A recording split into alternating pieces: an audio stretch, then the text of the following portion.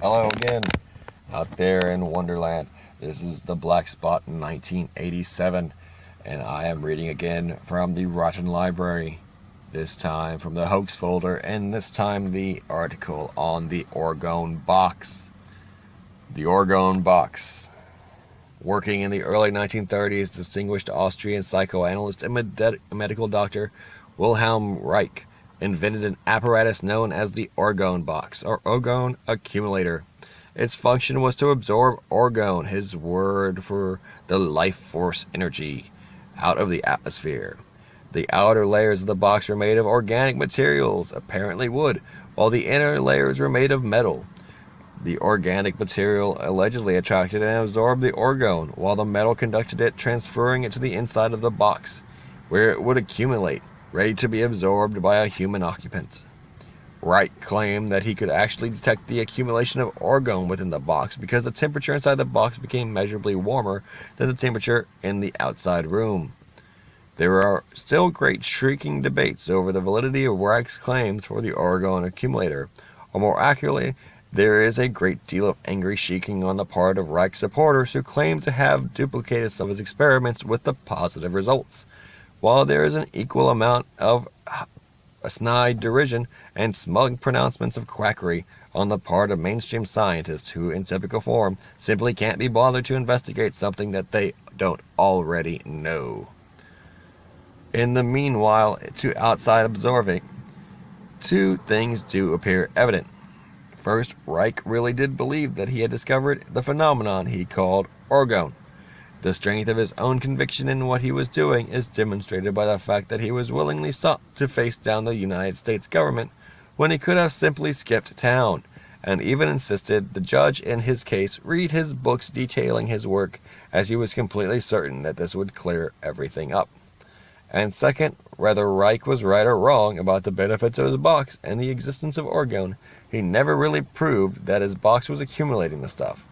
One of his central proofs relied on the relative discharge rates of electroscopes positioned both inside and outside the orgone box. As Einstein himself tried to point out to Reich, these electroscope experiments failed to eliminate other possible explanations for the resultant findings. Reich should, for example, have compared his findings to readings taken from a closed, non-orgone absorbing box. In other words, Reich might have been a brilliant theorist, but he was mediocre in the laboratory. Although William Reich could potentially have gone on to acknowledge and correct these errors, coming to sounder scientific conclusions about the accumulator and even orgone itself, he never had the opportunity. The government burned his books, papers, and equipment and threw him in prison. He died there in 1957. Let me read that again. The American government, the U.S. government, burned his books, papers, and equipment, and it threw him in prison. He died there in 1957. My 2 cents is I'm a very big supporter of Wilhelm Reich and the orgone phenomenon. I believe in the chi. I believe orgone is a very American and Western way of looking at it, scientifically and as an energy source that accumulates like atmospheric electricity, static electricity, things like that, through biological processes and movements, and it helps other biological entities thrive and produce more orgone. And basically, it's kind of like a magnetism, a living animal magnetism. I think it's very indicative of the success of orgone and its reality in the world, because the question is now whether or not it's even real. But I think it's indicative of its reality that the government was so keen on suppressing it. And at first they tried to work with William Reich. They tried to make contracts with him and everything, but then he didn't really want to fulfill his obligations to creating, Department of Defense utilizations for his orgone. And then they kind of dropped the hammer on him, and burned all his books. Went Gestapo on him.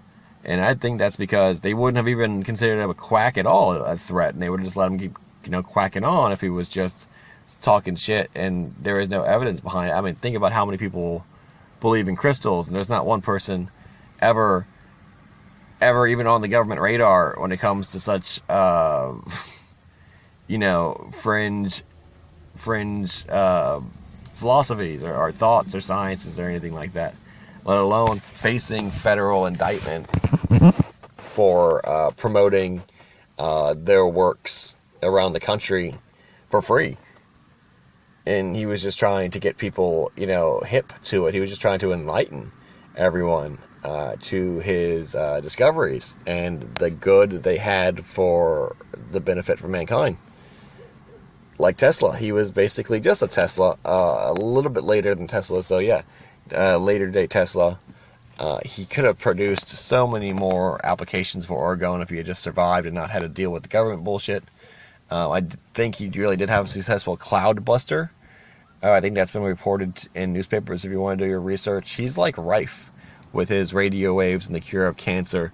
There's a lot of evidence, and really all his detractors are, agents of higher powers or entities, organizations, and, things like that have just a overwhelming benefit to the suppression of his technology. And one cannot view the thing as objective as, I guess, the writer from, now that I'm reading it again, he's very, very, I guess this is how just asleep people were. He's very on the side of, the state line when it comes to science. And, I guess he thinks that the scientific body is not the state line, because he views the state line as a collection of corrupted, like, he doesn't think that politics and science are one, which is not the same.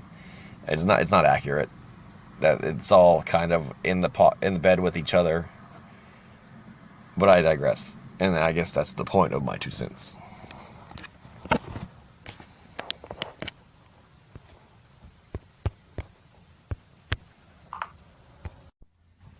Hello again.